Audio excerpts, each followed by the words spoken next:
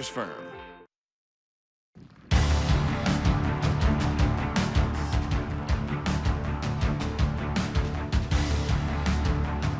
The crack of the bat. A fastball right down the plate. The sounds of spring signal optimism. We will be very likely the youngest team in the big leagues this year, but along the way, we're also going to thrill you. If not for the present, then for the Mariners' future. We're going straight after it, all right. Yes, the Cactus League is where it starts. The Mariners Season of Change, presented by Albert Lee and Dubin Law. Hello, everyone. I'm Chris Francis, and welcome to A Season of Change, a title that might work in several recent Mariners seasons, but especially this year as they take the next step in the step-back plan. Now, the M's may not win many games in 2020, but they have transformed the roster and the farm system into a group that they hope can compete in the very near future. Here's the big picture. The M's are projected to be the youngest team in the American League, if not the majors. Their playoff drought is likely to extend to a professional sports record 19 seasons, and they're the only team never to have played in a World Series. Despite that, there is all kinds of optimism in camp, mostly because these players are so young. Many of them were in diapers during the M's heyday. They're not thinking about 2001 or the slide in '95. They're thinking about building a winner in 2021 and beyond. We spent most of the opening week of spring training in Peoria, and what we saw firsthand was the experience that they'll gain in the next 7 months will be crucial. It's just a great feeling to just be back out on the field and working with all the guys, having a group out here. So, great vibes going around. It's just, constant grinding. We are a young squad, obviously, so, the only thing we lack is experience. We got a lot of talent, a lot of heart, and these guys, they like to have a lot of fun. It's a different vibe. It's different than years past, that's for sure. These guys are, all trying to establish themselves. They're all trying to, make a team. They're trying to, prove that they belong and everything. And with such a young group, the M's are going to lean heavily on star third baseman Kyle Seager to be a mentor. The 32-year-old is suddenly the old man on the team. We're going straight after it, all right. I don't think I'm the oldest, though. I think Yoshi's older than me, so I got one guy. So, yeah, it happened quickly. Join the club, Kyle. He may be the second oldest player on the roster, aside from pitcher Yoshi Hirano, but the youth movement was something Seager welcomed. If you're spending a lot of money and you're paying and you're trying to win and do all this other stuff, and you didn't win, then something was wrong. You got to make changes, right? So that's completely understandable. Then he was asked if he was consulted on the changes, the trades, the draft picks, essentially leaving him the lone star on the roster. No, that's above my pay grade. There's not many things above his pay grade. That's one of them. That's over my head. Those are for people smarter than me. Kyle is one of the top returning bats on the roster. He did his damage after missing 40 games with a broken hand. The M's are hoping the guys on this list can lead the way while the youngsters figure out how to hit major league pitching. And at some point, eventually down the road, we might see T-Mobile Park turn into a run factory. But we all know what baseball really comes down to is pitching. Right now, the M's have just one arm they know they can depend on.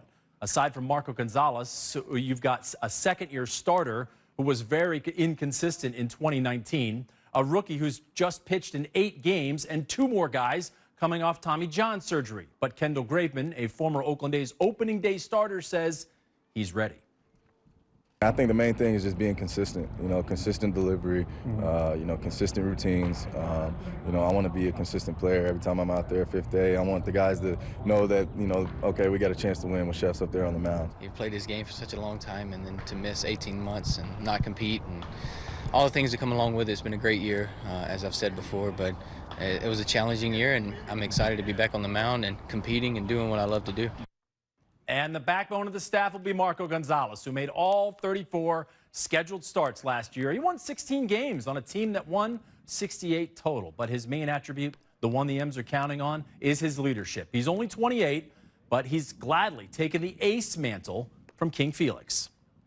Like I said, it's a process, so we're never going to be finished, but I'm trying to spend time getting to know everybody, getting to know how, what makes everyone tick, how competitive everyone is, who can be pushed, that sort of thing. Just trying to get a feel for what we got, and right now, my assessment is we got a lot of guys who love to compete. They love to be here for their team. They're doing it for the right reasons. I've been really, really enthused by a lot of our guys. So your projected starting five after Marco, Yusei Kikuchi, who's working on his new mechanics, Graveman and Taiwan Walker, both those guys coming off those injuries, and Justice Sheffield, you heard from him, they rounded out. Now, if anyone should falter or get hurt, Justin Dunn and Wei Yin Chen, they can also fill in. And because some of those guys are unproven and coming off injury, the bullpen is going to get a lot of use like it did last season. Right now, we're really not sure who's going to be coming out of those doors in the outfield. There are some 25 pitchers vying for 8 spots on the big league bullpen roster. Guys like Dan Altavilla and Matt McGill really need to impress. For me, it's just coming in healthy. Last year, I felt like I wasn't, full tilt. And coming in this year, just from my bullpens and live BP, it seems like it's coming out really well. Arms loose, so, I'm not dealing with any soreness. So, I'm excited for this year. And, the biggest thing for me is, get strike one, get ahead of guys, and put them away. Whatever Scott wants to put me in, that's what I want to do. And I have never been, for me, I don't mind pitching 1 inning, multiple innings, whatever I can do to help the team win, that's my role, and that's what I'm going into spring thinking of. That's a good attitude. Now, with so many arms, it might be tough for Scott Servais to choose the right guys, but there is one thing each candidate absolutely must do. With young pitchers with big stuff, oftentimes it can kind of translate into a few more walks, deeper in counts, behind in the count. We've got to really do a good job of controlling the count. Throw strike one. That's how they're going to make the team. And if they can't throw it over the plate, there's a good chance they won't be on the team. And we've messaged that to them very, very clearly, about as clearly as I just did to you. It is the #1 goal. I don't care if it comes out 95, 85, or somewhere in the middle. It's got to get over the plate. Okay, still to come. Every pitcher loves good defense, something the Mariners weren't very good at last year. So they hired a guru of sorts. We'll introduce you to the guy everyone calls Bone when a season of change continues. Welcome back. It's the Valley of the Sun. No excuses for putting off that early morning workout. Everyone gets their fielding drills in, their cuts in the batting cage, all part of the plan that will help put a better product on the field in Seattle. To that end, these kids are all learning how to be big leaguers, learning how to win, and someone has to teach them. Enter the guy they call Bone, the new infield coach, Perry Hill. Yeah, he's helped me out a lot. I had some problems back in Philly, and I didn't know how to fix them. And then I came over here 2 off seasons ago, and he came and helped me out. He just simplified everything, all the fundamentals, and just made it really easy and made baseball fun again. Perry Hill is the most vocal coach in camp, and according to the players, exactly what was needed. He gets loud out there. He has great energy every day, but, behind that, there's so much teaching. There's so much, knowledge that he has of the game, how he thinks about things. He's made, defense and infield work very simple. So, it's repeatable, it's simple, and it works. And for Hill, every day is Christmas. Oh, it's exciting. I told somebody the other day, I've been on young teams before, and I've been on talented teams before. But when you have a young, talented team, that's really the time to get excited. And I can't wait to see how this thing goes. Until then, the message is keep it simple. J.P. Crawford is on board. You can get carried away from this game thinking too much, and you got to remember, it's just a game. You've been playing forever, so just follow the fundamentals and just do what you've been doing for the last 20 years. And where did the nickname Bone come from? Hill says when he was a kid, he ate a lot of fried chicken. For some reason, I would pick up the chicken bone on my plate and just walk around the house with it. One day, I had a friend come over and spend the night, sleep over on a Saturday night. We had the fried chicken, which was a staple. I did my little thing, took the bone, walked around the house, and I can remember it like it was yesterday. What are you doing? I mean, what do I do? It was completely normal to me. What do you mean, what am I doing? You got a bone in your hand. Next Monday, I go to school. No longer Perry, I'm Bone. There are worse ways to get a nickname. Bone is hoping to transform a defense that led the majors in errors last season. He has coached 6 Gold Glovers in his 25-year Major League career. Maybe the next one is in the group you see here. In fact, Shed Long is one of Bone's star pupils. The Mariners have basically handed him the second base job, and they expected big improvement from his late season call-up when he batted .263 with 5 home runs and 15 RBI in 42 games. Can he build on that for 162? Well, we know this. On defense, he and J.P. Crawford are already in sync. Me and JP, we pretty comfortable over there, So, it's going to be fun to be with him, and, it'll be exciting to have us up the middle working together. So, but, it doesn't take very long. For me and him, it was like as soon as we met and we got out there on the field, it was just like we clicked, you know what I mean? Another guy that can really flash some leather, Evan White. He's penciled in as the first baseman on potential alone. He hasn't even made his major league debut. He's already been awarded a 6-year, $24 million contract. I'm sure it's going to be, whenever I hopefully make my debut, it's going to be an emotional day, and have my family up there and everything, and all the people that have got me to this point. It's going to be an emotional time, but hopefully it's just kind of take a deep breath, and I'm sure it's going to be a little nerve-wracking, but hopefully once I get out there, it's just a baseball game. Still to come, we sit down with the man who was tasked with building the first Mariners playoff team in nearly 2 decades. Jerry Dipoto talks about the step-back plan. Welcome back. During our time in Peoria, we got a chance to sit down with the architect of the Mariners' grand plan. General Manager Jerry Dipoto says he's more energized than he's been in his 30-plus years in baseball. Our goal coming into the day is to get better than we were yesterday, and we're watching it. The young players, they're all so talented. They're sponges. They want to learn. They ask great questions. This is by far the youngest spring training group that I've ever been with, on any level, as a player, as an executive, whatever.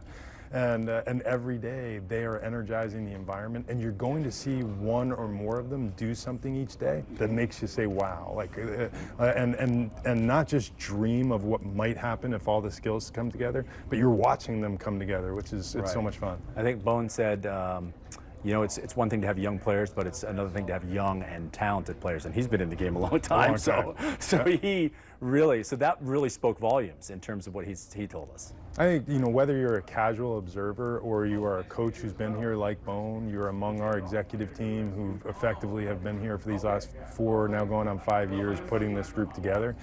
This is the spring training of the last 5, which I've been here for. Of the last 5 spring trainings, this is the best group of talent, a pool of talent we've ever had. Is it a stupid question to say there's too much talent? I mean, there's never too much there's never too much talent. I knew you were going to say that. There's never too much talent. But man, you got some tough decisions down the road here, which is what you want, I guess. I think so. Somebody told me some years back when the Yankees were building their great dynasty that started in, let's say, 1996 and ran for 10, 12 years. And I'm sure it happened many times in Yankee history. There comes a time when you're developing that team where you have to determine who stays and who goes when you have a giant pool of talent. And they were fortunate enough in those years that they chose to keep Bernie Williams, but don't get lost on the fact that they had Deion Sanders and Gerald Williams, and they had multiple center fielders at every level. They just happened to choose the right one. And they had to do that at multiple positions. I hope we have to make those types of decisions, and when we do, I hope we do it as well as they do. No kidding. That's where the gamble needs to pay off in terms of the decisions you make. Now, you didn't make too many transactions this year, especially in the off season, but you probably have a nickname, right, Mr. I mean, to build all this talent, Mr. Trade. What did they give you a nickname? Yeah, I'm sure there's a lot of nicknames. I guess depending on which circle you want to surf in. Right. It's funny. I had one of our minor league players yesterday ask me, "What is your favorite part about being a general manager?" And I said, it's this. It's acquiring young talent, whether it be through the draft, internationally, in a trade, building programs, and then helping the players improve and taking satisfaction in it. He said, oh, I thought you were going to say trading them. And I said, no, not at all. My preference is that we don't do that. Right. But every roster has its own challenges. And the roster we ran from 2016 to 18 required a lot of transactions to prop up our core and compete. Last year we made a ton of transactions primarily to try to set the foundation for what we're doing now.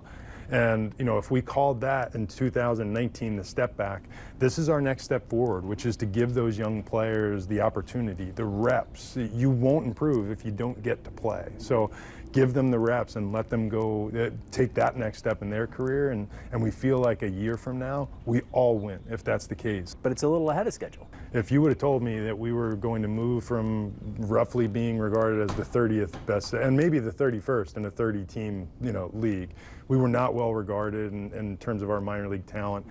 And then a year and a half later, we were going to be considered one of the top 5 or 6, and in some circles higher. That is so fast. It's happening quicker than we could have hoped. So that part is exciting, and now we have to watch them develop in the big leagues, which will be another. It's going to be exciting, and they're going to be ebbs and flows, but we're really confident in this talent. So what will it look like? What will you feel like when that opening day comes and you have this group of kids? Not a lot of people will know their names, but you get to see them in action, really in action. To me, it's exciting, and you know, this is I came up as a player a lot of years ago in the early '90s, and this was the environment that I came up in with a very young, developing Cleveland Indians team, Jim Thome and Kenny Lofton and Albert Bell, and we were a really talented young group, and you needed the reps. And my first year in the big leagues, the first half we weren't very good. The second half we became very dangerous. The next year we were a first place club. Yep. So you know, it happens very, very quickly, and I think that's what excites me most, coming to the ballpark. And I look at opening day this year and good health, you know, in our favor. If I'm looking out at the field and I see Evan White and I see Shed Long and I see J.P. Crawford and Kyle Lewis and I see young pitchers like Justice Sheffield and Justin Dunn and the next step forward for Marco Gonzalez and potentially guys like Jake Fraley, and that's exciting for us because we're going to find out a lot about those players that we're counting as part of the foundation of what we're building. But with the youthful energy, we will be very likely the youngest team in the big leagues this year. We're going to make mistakes, but along the way, we're also going to thrill you, just like we see out here every day. These guys get better. Well, he's got me convinced. Thanks to Jerry Dipoto for taking time. Here's just some of the projected starting lineup, all between 23 and 26 years old, still a couple of years away from the prime of their careers. In fact, the oldest guy on this list, Malik Smith, is passing along the lessons he learned in his first big league season. Just the emphasis on the details to your work, and just make sure I'm paying attention to every little part of my game, not coming out feeling like, oh, I did this well yesterday, so I got it today. No, it's just every day being very diligent in every part of my work, and then spreading that amongst all the kids and the youth that we got around here. All right, coming up on A Season of Change, we'll hear from two of the hottest prospects in baseball, both under 21 years old and part of the outfield of the future.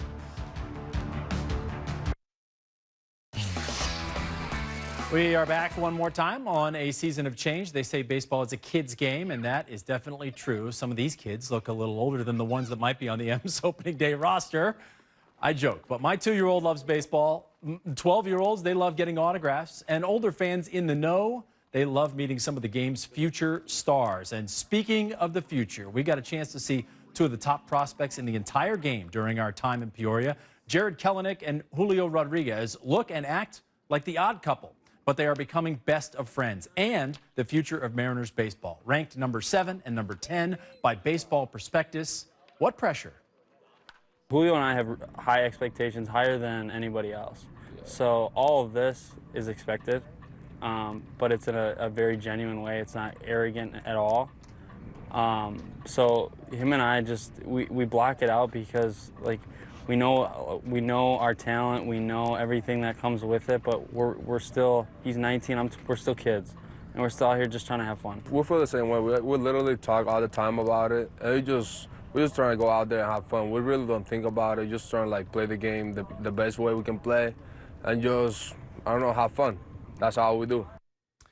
And to prove that point, we asked manager Scott Service how his youngsters, just 19 and 20 years old, are handling all this attention. It's a much brighter light that is on them. It's ever been on them, and it's we all get excited about young prospects, and again, it goes back to the media and Baseball America, and everybody's got rankings and lists. They're going good, they're going bad. It's positive, it's negative. They want to teach them to be pros, and we're starting at a very early age with those guys. Leaning on guys who have already been there is a key for all these kids. Dan Vogelbach says something as small as deleting a Twitter account can help. Anything that, I think has a negative impact on me, I try to, get rid of it in my life.